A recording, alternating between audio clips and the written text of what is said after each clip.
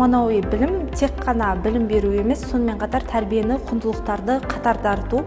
Сондықтан білім алушыларға ақпаратты тек ақпарат күйінде ғана емес, шығармашылық дағдылары арқылы, сыни ойлау арқылы дарыту өте маңызды. Осы тұрғыда заманауи талаптарға сай салынған келешек мектептері, әсіресе биология, химия, физика лабораториялары үлкен маңызға ие. Біз күнделікті сабақта қолданылатын модельдер, зертханалық жабдықтар, сандық платформалар, интерактивті тақта оқушылардың қызығушылығын арттырып отыр. Сонымен қатар оларды жаңа дағдыларды үйренуге, жаңа білімді игеруге мол мүмкіндіктер берді. Әсіресе зертханалық жабдықтар бізге ғылыми зерттеу жұмыстарымен еркін айналысуға жол ашып отыр.